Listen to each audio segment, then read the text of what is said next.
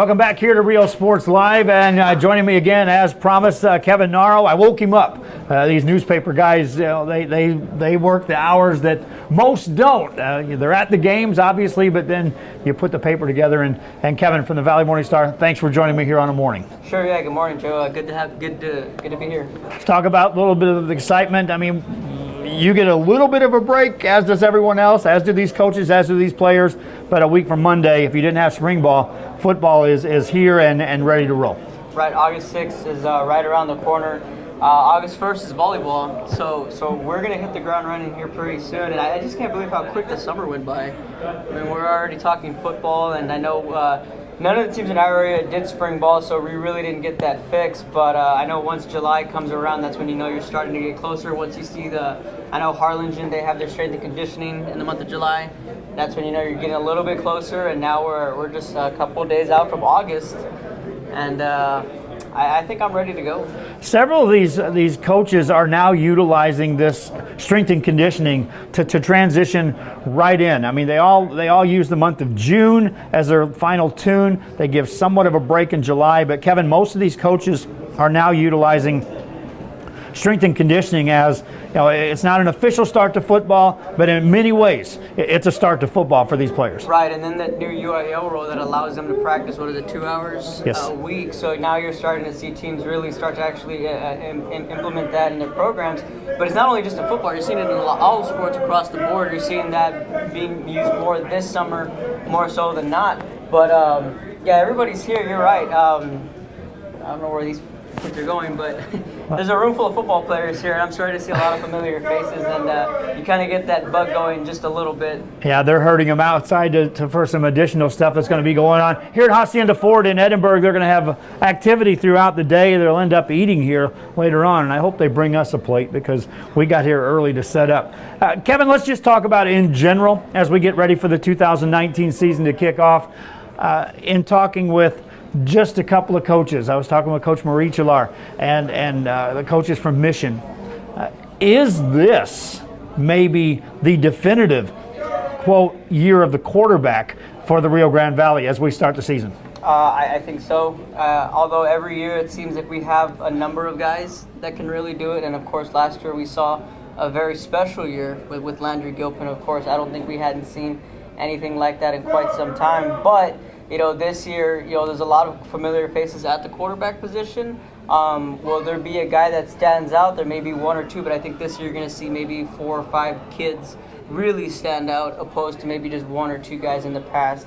I can say it now. I think going forward, I think Dorian Hernandez from La Feria is going to be one of the better, if not the best quarterback in the Valley this year. He's a senior this year. This is his year to finally be the guy in La Feria, because I know in the past they've had guys like Darius Hernandez, Julian Trevino, guys that have kind of, helped make that offense go to where it wasn't all just on Dorian. But I think this year, I think he's ready for that spotlight for the Lions out there. And it's Class 4A, but, I mean, to me it doesn't matter.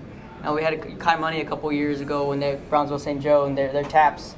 But I think he's going to be one of the better quarterbacks this year that we're going to see, one of a handful of quarterbacks. And I think these are quarterbacks across the board when we start talking and getting a little more in depth that can take a team, enter a game, win a game. Right. Put them on your back and win the game. And we're talking about sophomore quarterbacks at Nicky Rowe. We're talking about sophomore quarterbacks in Mission. We're talking about senior quarterbacks at Pioneer. We're talking about senior quarterbacks with Hernandez, San Benito, Harlingen, Hannah. These are quarterbacks that insert, need a play, I'll make it, follow me. Yeah, Jeremy Duran from Mission. I know his name's been tossed around a lot. He's going to be a sophomore this year. And he's going to be ready to go these next 3 years. He's got some games under his belt last year as a freshman under Coach Detmer, who you're starting to see everything kind of unfold there for Mission. You expect some big things from them.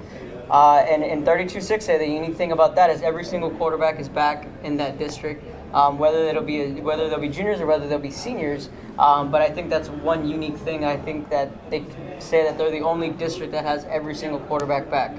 Let's go ahead and break down District 32 6A first. So we're going to try to go district by district and team by team. And then, of course, we're going to have some coaches joining us, some players joining us for our interview. Right now, Kevin Narro with the Valley Morning Star. Before I get into the District 32 6A, though, Kevin, you guys are on your final, quote, little break. But then it's all guns blazing as you get ready for your season preview tab. Right. Any idea when that's going to be coming out for the fans to be able to take a look at your coverage from the Valley Morning Star? Yeah, we normally aim for that first week. I actually brought a sample. It's from last year. Basically, it's here, camera. There you go. You got it. Yep. Right here. This was last year's. RGVsports.com, and then it's the Valley Morning Star and the Brownsville Herald. We team up and put it together. We'll get some cover boys. We had AJ Garcia from San Benito, Jacob Bosas, Raymondville, Christian Cortez, Harlan South, Joe Reyna from Harlingen, Darius Hernandez from La Feria. We'll get some cover boys. We'll put them on the cover. We'll get a little. I think we got a little Madden design going. We'll get that little sprinkle, and then we'll just break down the teams. We'll flip the page here to say Santa Maria and Los Fresnos, and we'll write in. You can see it there. Got it. Write in just this team schedule, what they did last year, a photo of an action shot here. Just a small little write-up, just a small preview, and then, like I said, with the schedule, the record, what they did, how many players coming back, and who their coach is, and how many returning on offense and defense. That's all it is, pretty much. Basically, from La Feria down to Port Isabel, in our coverage area. We aim for the first week before football starts. Now, we'll be honest with you, we have yet to get out there because football hasn't started yet. Right. But come August 6th, we'll start making our rounds. Myself, Mark, and Stefan, and Roy. We'll be making our rounds to whichever schools we're going to be going to, so we'll see these coaches soon, and we'll start getting photos, we'll start getting quotes, we'll start getting team records, we'll start putting it all together little by little, and then we'll put that out, and then from there on, we'll be ready to roll. All right, let's now break it down. District 32 6A, as we see the activity starting to migrate from outside inside, but let's just break it down, Kevin. Last year, Hannah ran the table, 5-0. I'm not sure anyone predicted they would run the table. I know we all expected them to be a quality football team, but offense galore. They had it. They had a premier quarterback. But Kevin, the thing that surprised me most about Hannah last year, they allowed just 47 points in district play. And oh, by the way, 27 of those came against Harlingen. Right. And from there on, they allowed 20 points in their other district play. They shut out San Benito. They lose a lot as far as some of those quality players, but just the fact that the Hannah Eagles went 5-0, went into the playoffs, played tough in the playoffs. Did that do enough for Mark Guess and his program to say now we're reestablished as one of the elite teams? I think so, and I think the game that really caught everybody's attention that said, okay, this football team is for real, is when they shut out San Benito in San Benito. I was actually at that game, and I did pick San Benito to win that game because they were at home. If I would have said, yeah, they'd shut them out, I would have thought I was crazy, and a lot of people would have told me I was crazy. But I think that's the game when people realized that Brownsville Hannah was for real. And I think they really found themselves, and they found an identity. They allowed Victor Campos to do a lot of things that people hadn't seen before. They had a guy like Cesar Mancias in the backfield who's a very unique running back who really could just do it all. They had Miguel Payan, an all-around athlete, Aaron Frosto. So just top to bottom, this team was loaded, and they were just an extra point away from making that coveted fourth round. And now this year, I think a lot of people are going to say, okay, you did it last year. Can you prove that last year was an anomaly, and can you do it again in a very, very winnable district? 32-6A is wide open. Yeah, last year, San Benito, Harlingen South all joined Hannah in the playoff mix. However, they went a combined 2-3 and were outscored 201-135. So it wasn't a typical profound statement by 32-6A that we're in the playoffs, we make these deep runs. San Benito did go 3 rounds. Right. Hannah, very quietly, again, was right there in the mix. But when you look at it on paper, San Benito, Hannah, Harlingen South, all playoff teams, and then out of the mix was Los Fresnos and Rivera. But I'm not so certain that just because you made it last year, you can automatically even pencil them in to say you're a playoff team this year. there's a lot of unknowns in 32-6A this year as well. Yeah, there really is, and Los Fresnos is going to be one of those teams to keep an eye on. They're going to have Nico Valencia back, who's probably the best all-around athlete in that district. He's arguably the best wide receiver in that district, probably the area.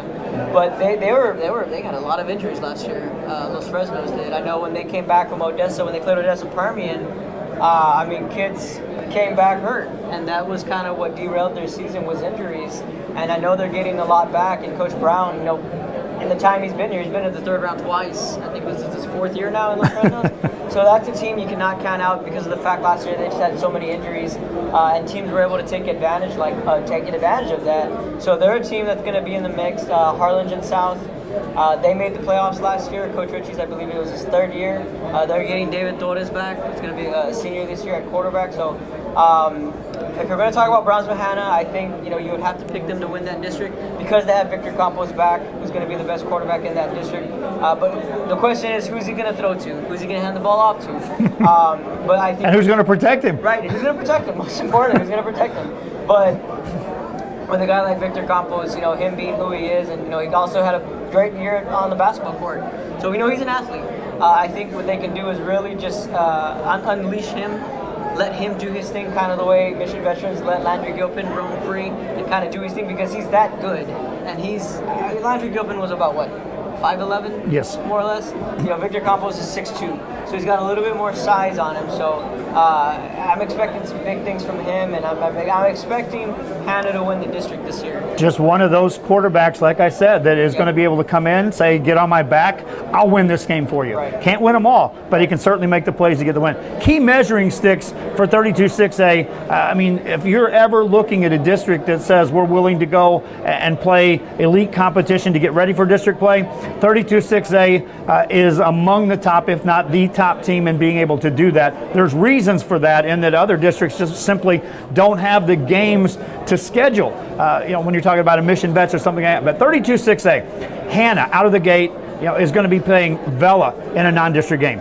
Pioneer is going to be taking on Harlingen. San Benito is going to be at home August 30th. But then they don't return until October 28th, as they're Harlingen against Judson this year. Harlingen versus Midland, San Benito, Midland, Lee. Hannah versus Tuscaloosa.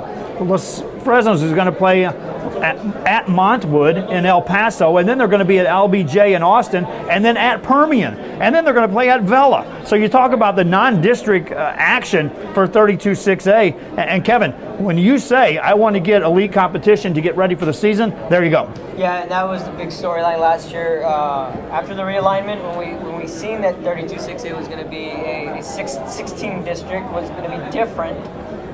We figured that the teams would have plenty of time to fine-tune some things in non-district, and it was going to be more of a sprint to the finish line more than a marathon.